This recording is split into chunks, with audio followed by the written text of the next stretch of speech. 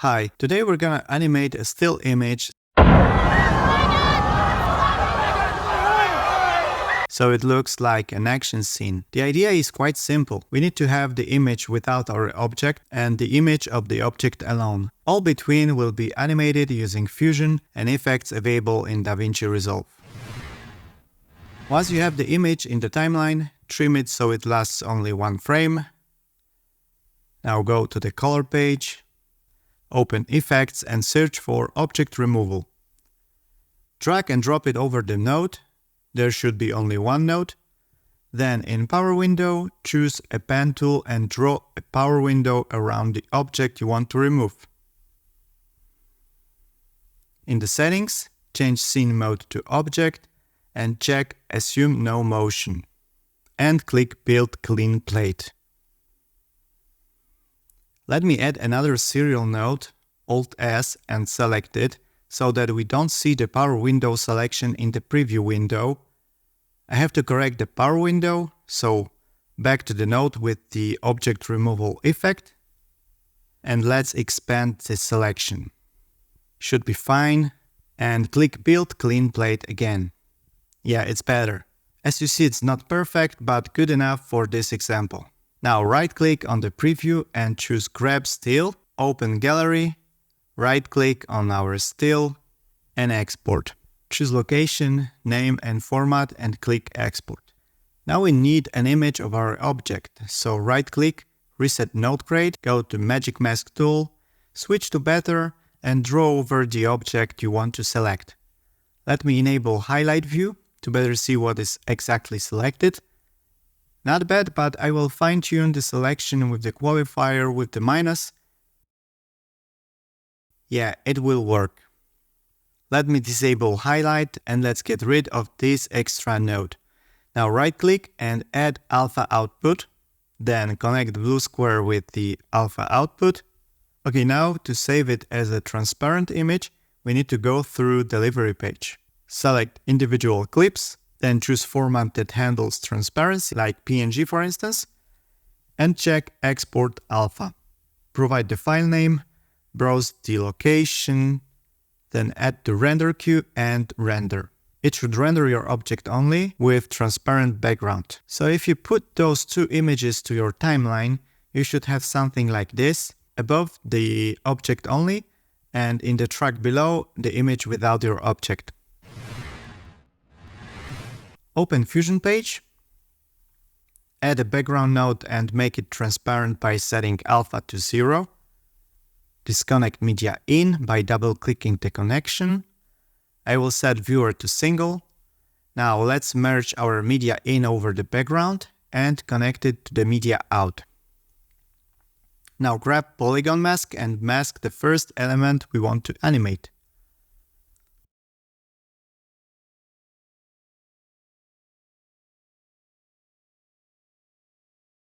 Connect the mask with the media in. Next, make a copy of the media in. Let me preview it by tapping 2 on keyboard. Take another polygon and mask another element.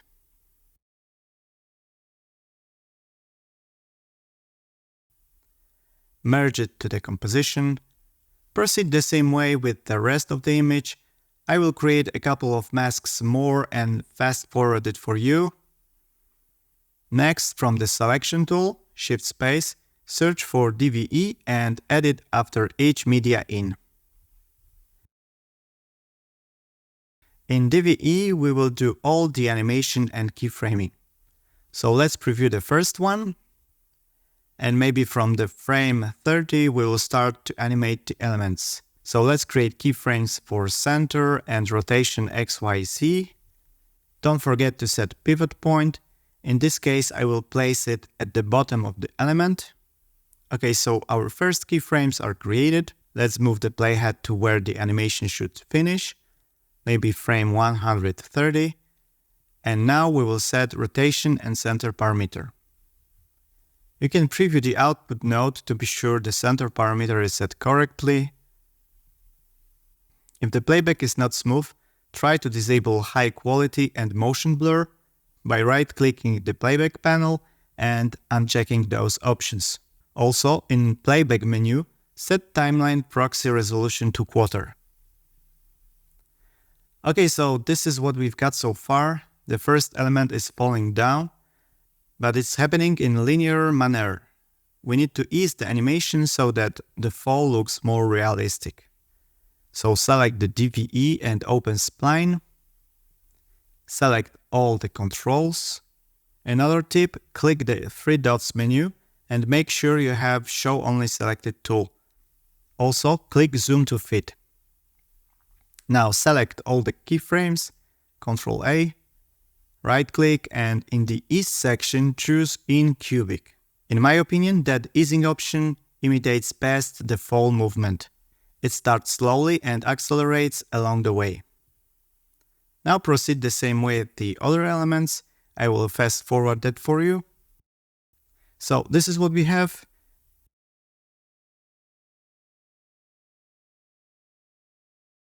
Okay, let's make a copy of our media in.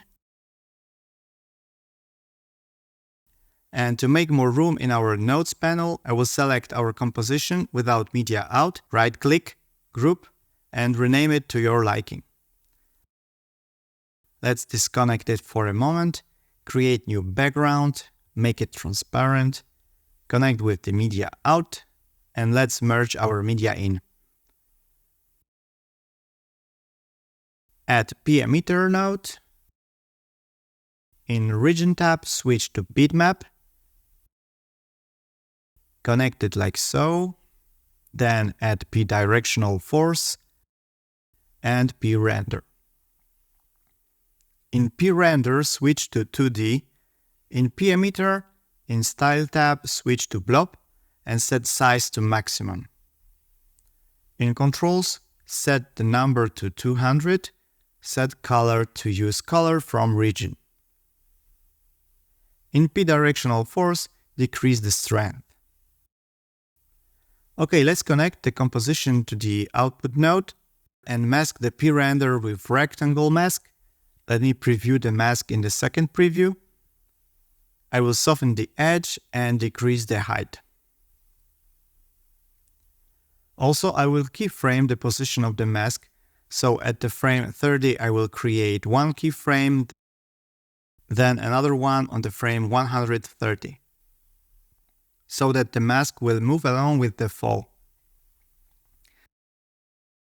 Next, we can add color corrector node and check pre-divide in Options tab. That will guarantee that you only affect colors of the composition and not the entire image. Another tip that I've learned not long ago.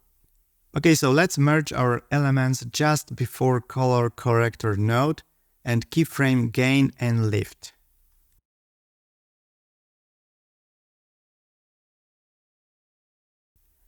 Adjust the ease.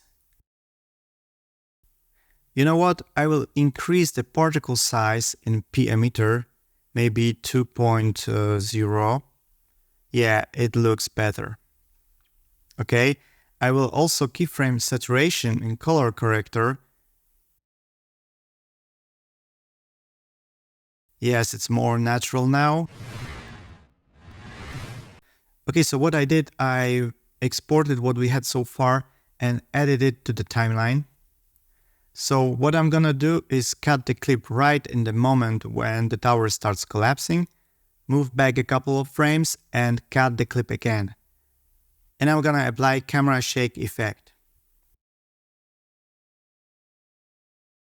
Adjust the motion scale, motion method to square wave, just to give the impression that there was some kind of explosion. Then, when the tower is collapsing, let's zoom the image a bit. So let's keyframe zoom and position. We can ease the animation.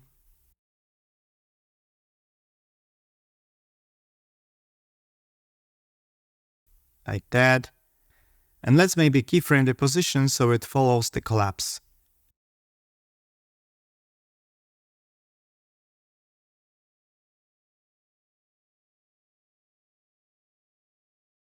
I don't know why my mouse cursor is gone, but hopefully you see what I'm doing. Okay, now let's apply camera shake as well. But I will decrease the speed scale and motion scale so it looks as if shot handheld. Let's make it more epic and add some dust. So put adjustment clip above and add fast noise. Set preset to smoke, invert pattern. Basically play with the settings to your liking. I will keyframe global blend parameter.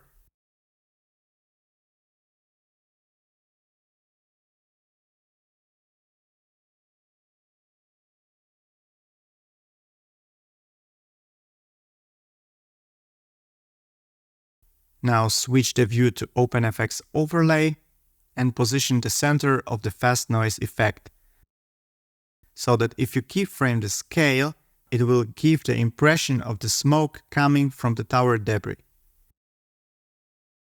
Okay, let's fade in also the adjustment clip and maybe end our animation with a solid color using deep to color dissolve transition. As a final step, since this is a vertical image, let's mask it so it does not change its ratio. So let's select all the clips, right-click, new compound clip, then in Fusion, create a rectangle mask and connect to the media in, set the proper size, and that's it. If you liked it, don't forget to subscribe and like. Also comment this video if you want to support my channel. See you in the next one. Cheers!